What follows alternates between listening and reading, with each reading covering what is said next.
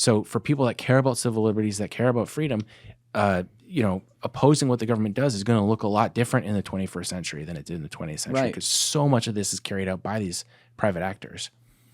I remember the first time Andy Bustamante sat in with me, he simplified something for me that... Did you see recently the Pentagon, I'm not making this up, I think they gave a AI executive from some big company, maybe it was Palantir itself, they made him a lieutenant colonel just by like hiring him. Can you pull this up? I can't remember the details of it, but it's one of the most crazy stories. Just by hiring him. Yeah, so that they could leverage whatever the knowledge base is to try to... This is like the biggest shift that's happening right now. And yes, the U.S. Army recently commissioned 4 prominent AI execs into the rank of a lieutenant colonel in the Army Reserve. This happened around June 2025. The executives are Shyam Sankar, Andrew Bosworth. Look at that. Palantir, Meta, OpenAI. Oh my God. These Kevin are the same Weil. people that you saw during Trump's... We were just talking about this off screen. During Trump's inauguration, all of these tech CEOs, it looked like they were inaugurating the president. And that is like the perfect symbol of exactly what's happening. The intelligence community just recently put out a strategy for prioritizing coordination with private corporations, and they've described in their strategy documents how corporations these tech companies are basically the new nation state. They're as powerful as nation states now. And so they're increasingly farming out a lot of their responsibilities to these companies. So for people that care about civil liberties, that care about freedom, opposing what the government does is going to look a lot different in the 21st century than it did in the 20th century, because so much of this is carried out by these private actors. I remember the first time Andy Bustamante sat in with me, he simplified something for me that, there's things he says I totally disagree with, but then there's some stuff he says about how the world is viewed that it's like, oh my God, how did I never, duh. And one of those things is he's like, the only thing that matters is GDP. What is your output? That's where the power is. It's what runs the world. So when you look at these companies, I forget offhand what it was. Maybe we can Google it, Joe. But like Apple, for example, I did a story making exactly the point you're making, and I just listed GDPs of nations with companies, and it's really striking. Yeah, let me see. I think the story is, gosh, what is it? Type in Ken Klippenstein, GDP. Yeah, that's the story. This is it. Big Brother becomes there Little should Brother. be a picture somewhere in there. You got some good titles, bro. You got some good. So there's the so this was an intelligence community directive that they put out at the beginning of the year, describing how the intelligence community has to work with, quote, non-state entities. That's kind of code for corporations, and it talks about. It's really interesting. They say that they can actually take risks that can result in embarrassment and like in pursuit of this goal. Like, it's really unusual language that you don't typically see. And then you had a ranking list down here too, right? Let's see that. This is okay. Here it is. Yeah, you're making my point for me perfectly. Here we go.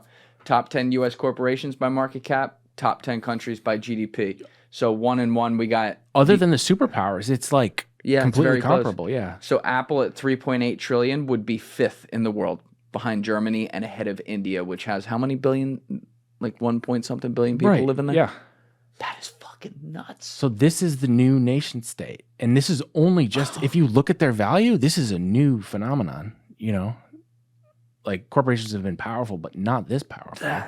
And look, I mean, you got to say it too. Like, you got Tesla there at number 7, 1.3 trillion. And I'm not even blaming Elon for this, but just, unfortunately, we live in a world where how things look matters. That's just the truth. And when you got a guy who's like the richest dude in the country, who's in charge of the 7th biggest U.S. corporation by market cap, there's always going to be something undercutting whatever good work he may want to do, however you define that, because of who he is.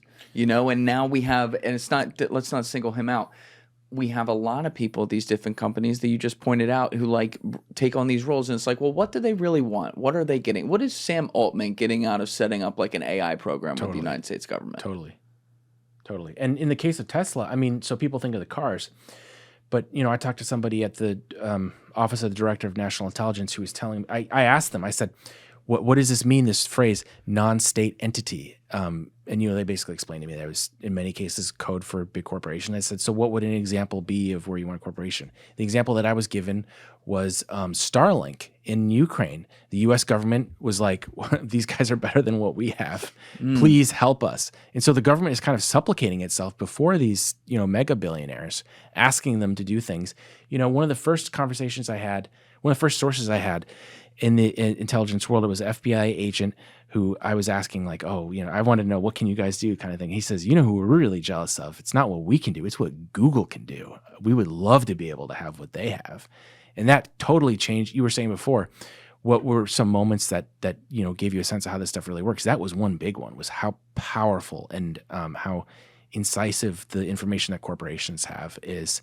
This is not what the 1950s looked like at all. It's a complete shift. No, it's not. I mean, we all know the famous Eisenhower tweet about the military-industrial complex, which is a different type that now still relates to today. But this is like that on steroids because it involves our footprints everywhere. Like people, myself, all of us, everyone listening, every time we take out our phone and we click something, we are giving away information, whether we like it or not. And the intelligence community can buy that on the open market. Open market.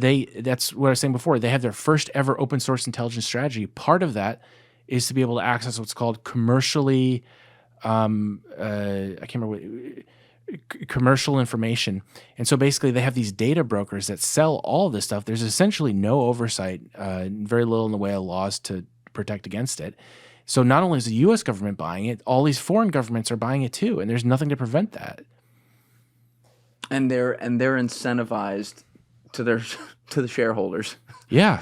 To sell at the This is the business model. This Yes. isn't like a kind of minor thing. Yeah. Information is the backbone of the entire, like a huge part of the Silicon Valley. I think about this often because, like, the system is set up to turn in on itself, right? So there's a beauty to free markets and capitalism. I would argue it's the best system of all of them. It doesn't mean it's perfect. And one of the downsides is, especially with public companies, which are going to be the largest, is they got to report shit every 3 months.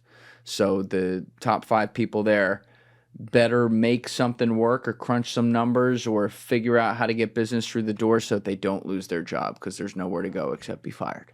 And then that mentality is top down to the entire company and the rank and file. And so we look at things and we will just call something evil that's being done, and maybe the act itself is, but the incentive structure has been set up in a way that people who, I mean, sometimes people actually are evil, by the way, but like most of the time it's like, no, it's the incentive structure has set up people to make decisions that they don't realize have insane reverberating effects on all of us. Yeah, it's a really important point. And it's like I was saying about the media before. I distinguish between media as institutions and then the individuals within them, because very often a lot of my critiques that I was making about media earlier, over a few drinks, you talk to people and they basically agree with you. A lot of people in these institutions, they just either feel powerless to do anything about it, or in some cases they're just not aware because these are such sprawling, in the case of government agencies, in the case of companies or corporations, they become bigger than the sum of their parts.